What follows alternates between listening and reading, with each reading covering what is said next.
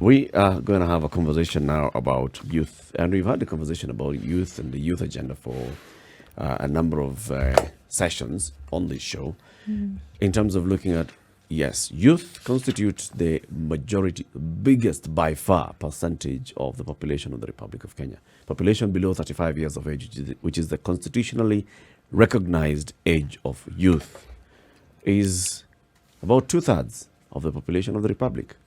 Everybody else is a minority. Yet, this majority is not the one that is involved in making majority of the decisions from whatever level, from the national level, from county level, from civil public service level. However, remember that a majority of our members of the county assembly are actually in that age bracket. We have a very good number who are in the youthful age bracket.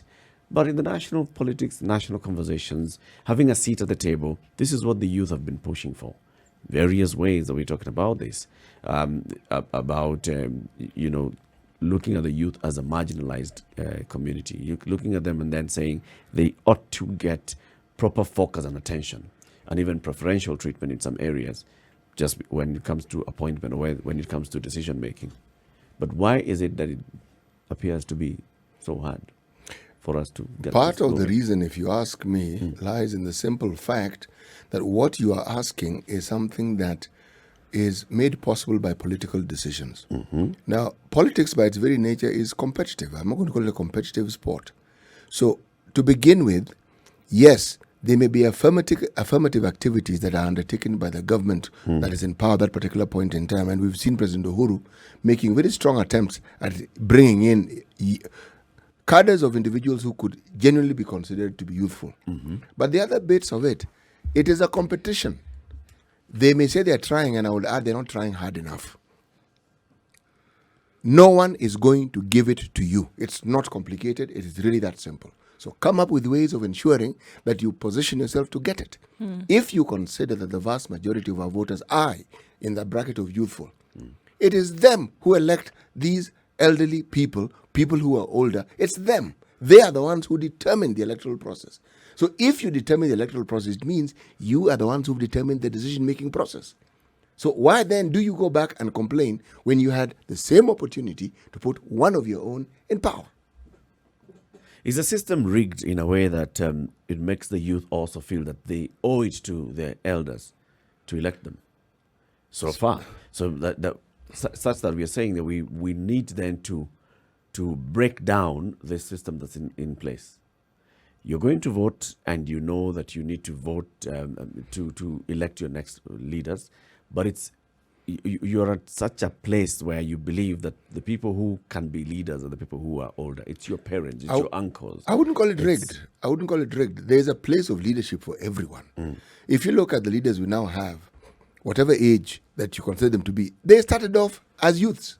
All of them, all. And I dare say that nobody gave them the then platform upon which they could get into these positions. They took it. Not all. Sure, there were some who may have gone through a hand-holding exercise, but I do believe that the resolve was clear in their minds what they wanted to do. And I think we have very good examples of some of those people who said, look, this is something I'm going to go ahead and do. Sure, there were some people who were groomed and put through the system, but I think there was the resolve in the minds of people who said, look, we're going to go ahead and do this thing. And I don't think only Kenya serves up those examples. I think there are examples across the continent, across the world, where people said, look, I'm at the age where I feel that a change can or needs to be made, and we're going to go ahead and take it. I do believe 100% and wholeheartedly that the government must create a conducive environment within which these things can be done. But then to sit further and say that then it will be served on a silver platter for you to come ahead and go and take, that I have a problem with. You know, the real push, if you look at even our country and you think about the push that people look around you, the push that brought about change, it was begun by people who are actually youthful. There were already people in positions of authority, and many of them had not started off. We see them at the point where they're already not in that bracket of youthful people. But the change that eventually takes place is begun and pushed by. Now, anytime you think about political change or you think about change in a country, the truth of the matter is this. At the risk of sounding like I am inciting, the youth must actually rise up and be counted. But you see, CT, I can say that yes, the youth do rise up. If you look at the way we were saying, the MCAs, many of them are youthful. It's how we are as a community. What Ndu has talked about, the youth then being handheld and being brought in. Many of those MCAs that you'll find that have been elected in the county assemblies are affiliated to some senior person, either at governor level, at senate level, at woman rep level, at MP level. Even as high as who are presidency. older, even as high as presidency. So you'll find that it's that senior political figure that is encouraging this person, yeah, you go ahead and then vie for this seat as you campaign for me to get this other seat. So people are looking at CT Muga because CT is affiliated to certain youth and we want to vote for CT. We also support his person. And then you find the MCAs are youthful and they are affiliated to the bigger political people. And then those that break away and go into the National Assembly are then those who are even closer to the bigger personalities. If you see the youth in the National Assembly and you look at how they are, You can find trace that it. there is a strong connection between them and another senior person in leadership. Yes, but you see, Eric, why I began this discussion by talking about the senior leaders we now see began as youth. You see, there's a track record that they have had over the years. It is that track record that propels them to the position that they are in. Okay. Now, the people who work with them begin as people who probably were not in politics, and they're just part and parcel of that particular movement. So they learn by observing, they learn by participating, and they, in turn, as you correctly put it, take certain positions within.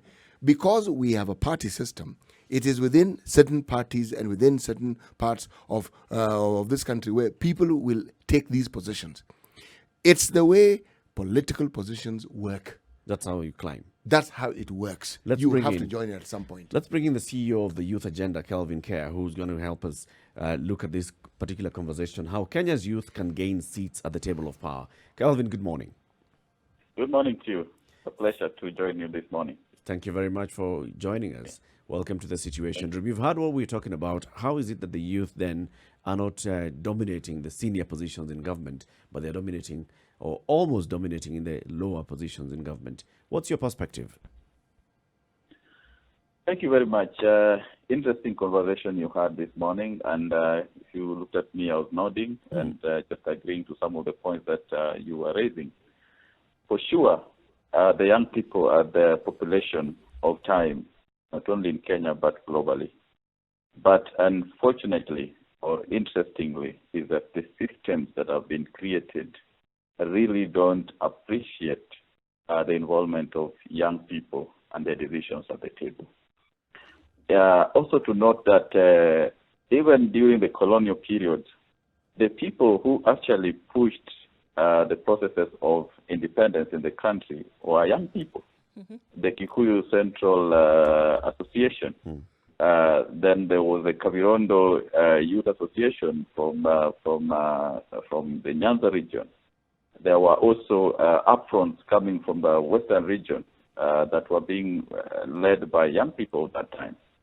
And those young people that time, when they moved forward to helping the country gain its independence, they forgot that they were actually young people and proceeded on to their old age to cling onto these political powers and systems, pushing away the young people. Now, there have been new younger people who have emerged from the universities. They've gone through to the leadership positions, the Murkomen, the Sakajas, the Orengos of those times. But they moved into the political system and the political leadership positions and refused to acknowledge that there is a space and there is need to engage young people to political systems and to even government positions. You said Our that president. let me just pause for a while. Let me ask, there's something you've said that I'd like clarity on. You said the older ones have pushed the youthful personalities aside. How exactly have they pushed them aside? They have pushed them aside by consistently clinging on the opportunities of power and giving the young people piecemeal. You But are a surely leader power when- by its very nature requires clinging to. People don't get power so that they can give it away, do they? But I say that they forget that they were young people when they found themselves into those leadership positions. And there is a need for mentorship. There is a need for passing on the baton. The other day we had a joke of passing on the baton. There's need of passing on the baton to new and fresh leadership. It doesn't happen. And I think that's like to say the nature of power. When somebody gets there, they forget. So as a country, we need to come up with systems, policies or laws that encourage, a transition, encourage mentorship and empowerment into political systems. Kelvin, these are things that we hear all the time. I mean, for the last 7 years of the Uhuru administration, for example, some of the things that we've heard without fail is the fact that the youth agenda then is something that is really being taken into consideration. It's 70% of the country's population, creating opportunities, this, that, and the other thing. So it seems to me as if the systems are already in place based on what you're saying. However, I do believe that a greater part of the onus then lies on youth themselves to come in and take up those responsibilities. What would you have to say about that? Yes, I agree. Somehow some of the opportunities have been created, but as I said, there are more of these or token like opportunities that have been provided for the youth. But there are also the other wing where the youth, as ourselves, we also need to step forward and compete for these opportunities because they will never be free.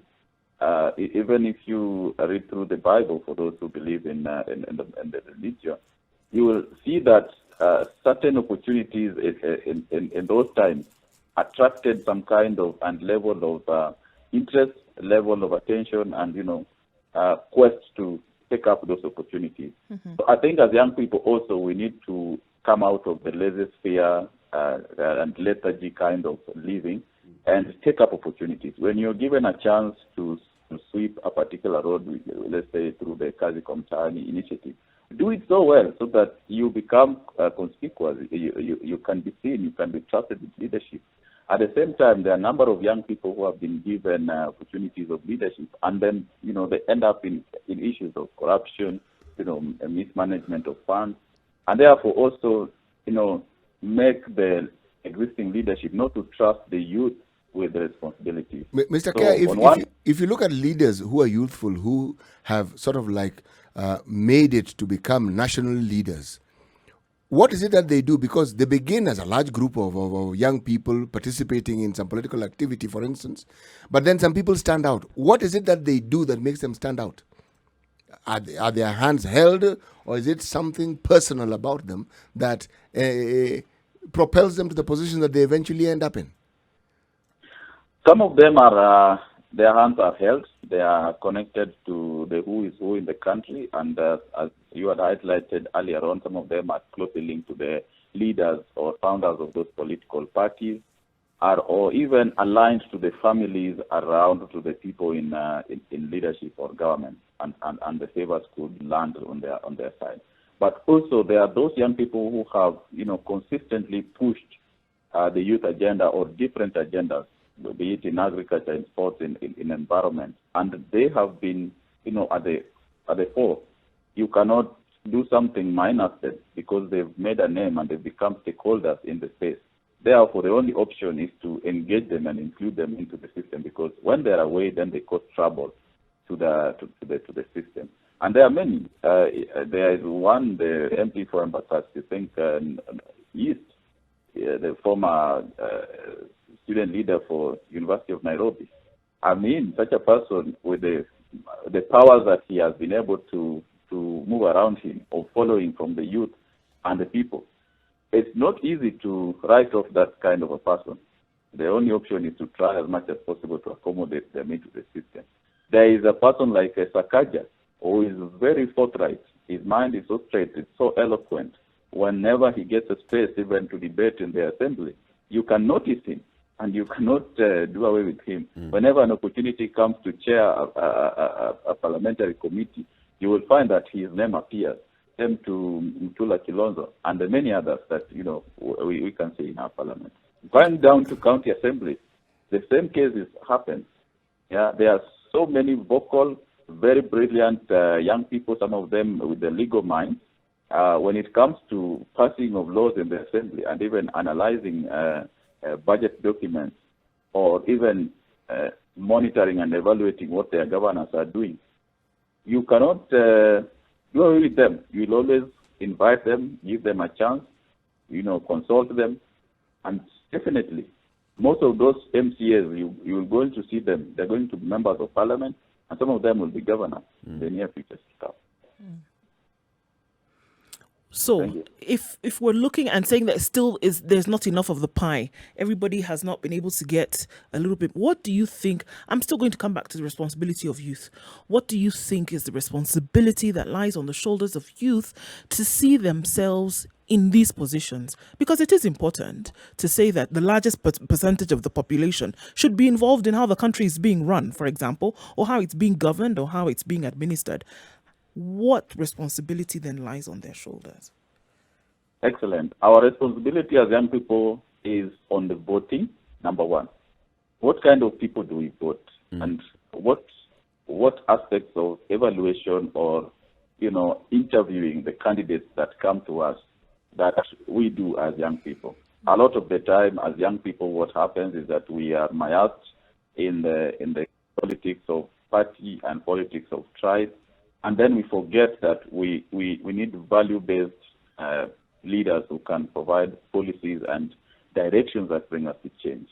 We should know as young people that the power that we have to vote is directly connected to the lives that we live. It's directly connected to the jobs that we are going to get in the future. It's directly connected to the lives of our children. The moment we get to know that the line between politics and what happens during the day is very narrow, then our decisions will be upfront and upright. That's number one. Number two is about ourselves participating in the electoral process as being candidates to be elected in politics. So most of us have not joined political parties. And for us to be in politics and our country, then you have to be in a political party system. Yeah.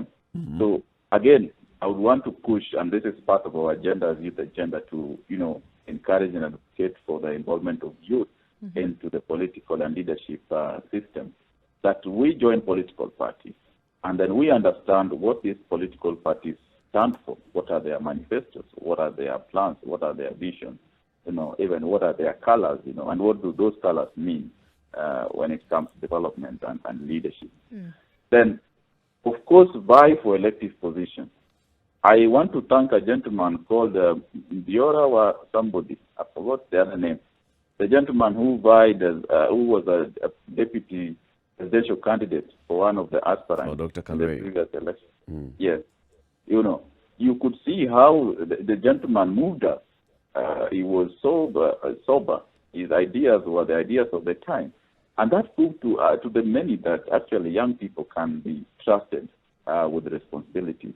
So we need to find more of them coming out to be governors and also MCAs, MPs, and senators. And now with the development stories about BBI, again we need to see youth positioning themselves in this new MP positions that are going to be created if at all BBI passes.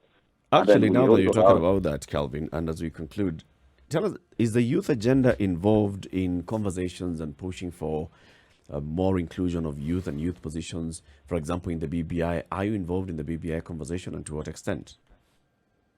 Yes, we have been involved, largely even from the start, when the people were collecting the views. Youth agenda was highly involved in providing ideas. And right now we are also going on. We are sensitizing the youth to make them participate in the process. And we have also some of the proposals that we will be fronting. Of course, the time is still there and people are still discussing.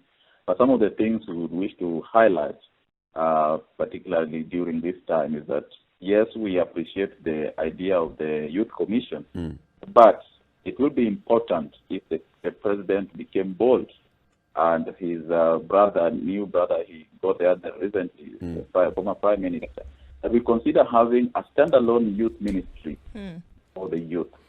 And this ministry must not be led by a youth, but we can have a youthful idea person to lead it. But then the other positions below it, if at all there will be a CS position or PS position, these positions, directors, all of them should be youth.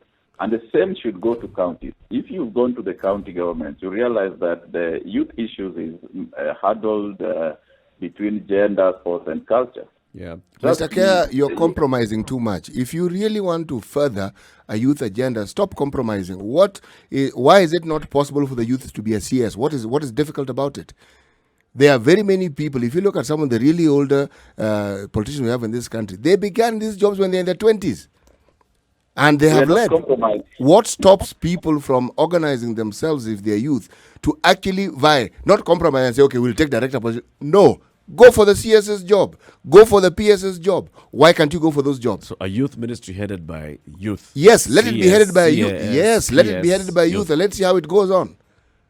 I said not necessarily. It can be a youth or somebody who has got the youth idea, but largely all the other positions under therein should be led by the youth. The other idea that I would actually bring forward also is that in the new cabinet positions that are being fronted, let there be at least 3 of them being young people below 30 years, so that then some of these youth then could proceed to become governors and even the president in the future. Right. That is very key. In terms of political parties, again, our proposal is to push political parties to ensure that the people who are fronted for elective positions are also below 35 years. So that, again, we get more of these MPs and members of parliament coming in as young people. Kelvin, thank you very much. You want me to talk about those are good ideas, and I think we should invite you again so we can have a longer conversation on this and see what is it that the youth then can do, and how is the youth agenda championing this with the specific proposals on what should happen at the political party level, at local level, at civic ward level, the community level, at national level, in terms of advancing the youth agenda. Asante sana for joining us. Kelvin Keya is the CEO of the Youth Agenda. We've been talking about how Kenya's youth can gain a position at the top, at the seat of power. Kelvin, thank you and have a good day. Thank you. Have a good day. It's a pleasure to be hosted by you. Bye. All right.